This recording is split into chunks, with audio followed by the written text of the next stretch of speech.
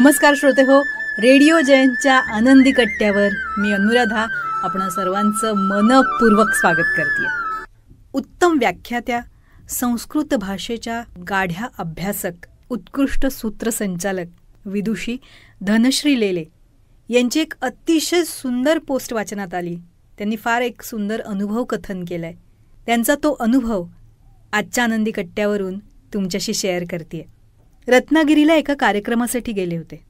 पावसाळ्याचे दिवस होते. तुफान पाऊस पडत होता. रात्री 9चा कार्यक्रम होता. संध्याकाळी 7 नंतर आवरायला घेतलं. एवढ्यात दार वाजलं. आता कोण? अशा प्रश्नांकित चेहऱ्यानंच मी दार उघडलं. एक 65च्या काकू उभ्या होत्या. धनश्री लेले तुम्हीच ना? मी म्हटलं हो, या ना आत. त्या आत आल्या. बऱ्याचशा भिजल्या होत्या. 2 हातात 2 मोठ्या पिशव्या होत्या. त्या बसल्या. मनात आलं आवरायचंय, 7:30पर्यंत थिएटरला पोचायचंय, आता किती वेळ जाणार हे काय माहिती. पण माझ्या मनातला हा प्रश्न समजून घेऊनच जणू त्या म्हणाल्या, अगं तुझा फार वेळ घेत नाही हं, खरं तर बसतही नाही, पण जिने चढून आले ना, थोडी धाप लागली म्हणून बसले. छे छे, बसा की, होईल माझं वेळेत आवरून. मी असं म्हटलं होतं खरं, पण या कोण काकू आणि यांचं माझ्याकडे नेमकं काय काम आहे, हा पुढचा प्रश्न मनात उभा. जणू त्यांना तोही कळला. त्या मला म्हणाल्या, तू मला ओळखणार नाहीस म्हणजे गरजच नाही आहे ओळखण्याची. मी पाध्ये काकू. माझं काही काम नाही हो तुझ्याकडे. सहज तू रत्नागिरीत येणारेस हे कळलं म्हणून तुला भेटायला आले. इथेच असता का तुम्ही? मी विचारलं. नाही, इथे माझी मुलगा मुलगी असतात, पण मी राजापूरला भूगावात राहते. महाराष्ट्रातलं एकाक्षरी एकच गाव भू. त्यांनी माहिती पुरवली. काकू तुम्ही शिक्षिका होतात का? असं अगदी ओठावर आलं होतं, पण नाही विचारलं. काकू तुम्ही मला कसं ओळखता? मी काही टीव्हीवर वगैरे नसते, त्यामुळे इतक्या आतपर्यंत भूपर्यंत माझ्याबद्दल कसं कळलं? अगदी सहज ओघात विचारलं मी. अगं मागे तुझ्यावर चिटणीस सरांनी एका पुस्तकात लेख लिहिला होता. ते पुस्तक वाचलं होतं. आम्ही टीव्ही नाही ग जास्त बघत. हां, पुस्तकं वाचतो. तर ते पुस्तक वाचल्यापासून ना तुला भेटायची इच्छा होती मनात. आज वृत्तपत्रामध्ये तुझ्या कार्यक्रमाची जाहिरात बघितली, मी आले. अहो पण एवढ्या पावसात? अगं पावसाचं काय, आमच्या कोकणचा जावईच तो, पडायचाच. एसटी असते ना संध्याकाळची, मग निघाले. 1.5-2 तास लागतात भूगावातून इथं यायला. काकू बसा हां, चहा सांगते तुम्हाला. अगो छे, तुझं आवर तू, तुला या पिशव्या दिल्या की मी निघाले. असं म्हणून काकूंनी त्या 2 मोठ्या पिशव्या माझ्या हातात दिल्या. काय आहे यात? अगो काही नाही गो, आम्ही कोकणातले लोक काय देणार, पानाची डावी बाजू आहे, काकू म्हणाल्या. म्हणजे? मी चक्रावून विचारलं. अगं त्या पुस्तकात कळलं की तुझे बाहेर खूप दौरे असतात, बराच प्रवास करते, घरात रोजच्या कामालाही वेळ होत नसेल, मग डाव्या बाजूच्या गोष्टी काय करणार तुम्ही मुली, म्हणून आंब्याचं आमोशीचं लोणचं, सांडगी मिरच्या, मेथकूट, 2-3 प्रकारचे मुरंबे, 2-3 प्रकारच्या कोरड्या चटण्या, खाराची मिरची, आंब्याची साठं, कुळथाचं पीठ, असं अगदी थोडं थोडं घेऊन आली आहे. थोडं थोडं? बापरे, मला पिशव्या उचलवत नव्हत्या आणि या काकू एसटीनं पावसात एवढ्या जड पिशव्या घेऊन आल्या. अगो डावी बाजू अशी तयार असली ना की पोळी पटकन खाता येते मुलांना. पोळीशी काय हा प्रश्न नाही राहत. तूही रात्री यायला उशीर बिशीर झाला तर पोळीबरोबर खा हो. भरल्या डोळ्यांनी निशब्द होऊन मी एकदा काकूंकडे आणि एकदा त्या पिशव्यांकडे पाहत उभी होते. पिशव्या खाली ठेवल्या आणि काकूंना मिठी मारली मी. कोण होते मी त्यांची? काय नातं होतं आमचं? घरची माणसंही कदाचित हा विचार करणार नाहीत, पण काही 100 किलोमीटर लांब राहणाऱ्या काकूंनी एवढा विचार का करावा? मग काही 100 किलोमीटर लांब राहणाऱ्या काकूंनी एवढा विचार का करावा?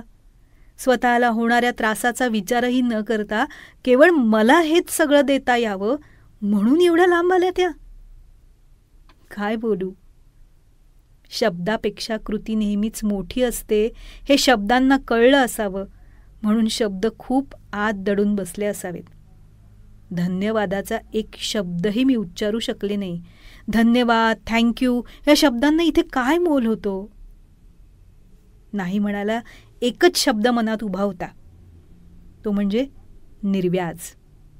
खरंच निर्व्याज. काय मिळवायचं होतं त्यांना? जाऊ दे, आपल्याला काय करायचंय, बघतील त्यांचं ते. अशी वृत्ती अवतीभोवती सतत दिसत असताना गेल्या युगात शोभेल अशी ही निर्व्याज वृत्ती काकूंनी कशी काय सांभाळली? खरंच माझा काय फायदा, मला काय मिळणार आहे? कृती करण्यापूर्वीच हे प्रश्न पडतात ना सध्या आपल्याला. सध्या कशाला?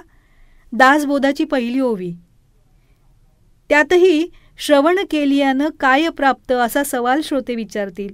श्रवण करण्यापूर्वीच असा विचार समर्थांनी केला, फायद्याशिवाय जन नाही.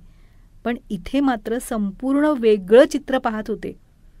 कोण कुठली दुसरी व्यक्ती जिचा आपल्याशी दुरान्वयही संबंध नाही, तिचा एवढा विचार करून तिला आपण थोडं तरी सहकार्य करूया, असा विचार म्हणजे रामराज्यच.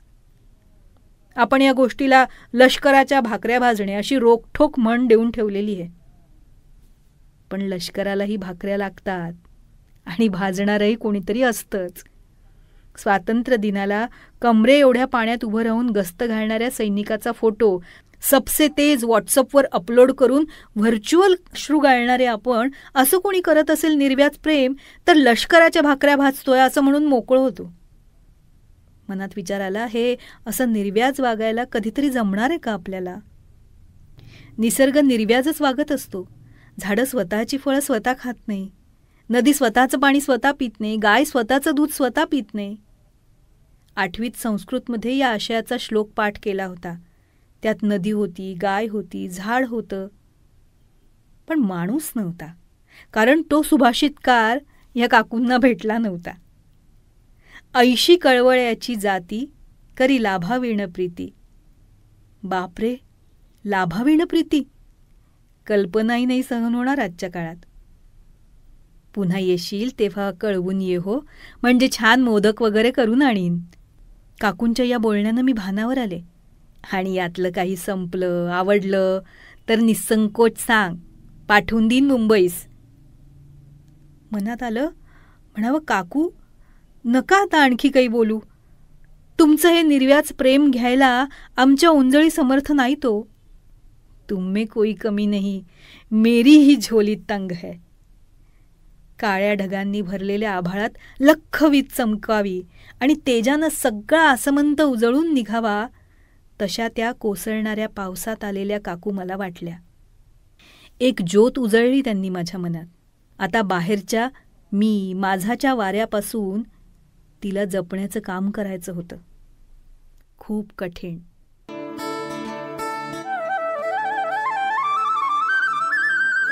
तेव्हा श्रोते हो, हा होता आनंदी कट्ट्यावरचा आजचा सुंदर विचार. तुम्हाला तो कसा वाटला याविषयीची तुमची कमेंट बॉक्समध्ये नक्की लिहा. आणि त्याचबरोबर रेडिओ जयंतचे दर्जेदार कार्यक्रम ऐकण्यासाठी रेडिओ जयंत लाईक करा, शेअर करा आणि सबस्क्राईब करा. रेडिओ जयंतचं सबस्क्रिप्शन फ्री आहे. आणि त्याचबरोबर नोटिफिकेशनसाठी बेल आयकॉनवर क्लिक करायला सुद्धा विसरू नका.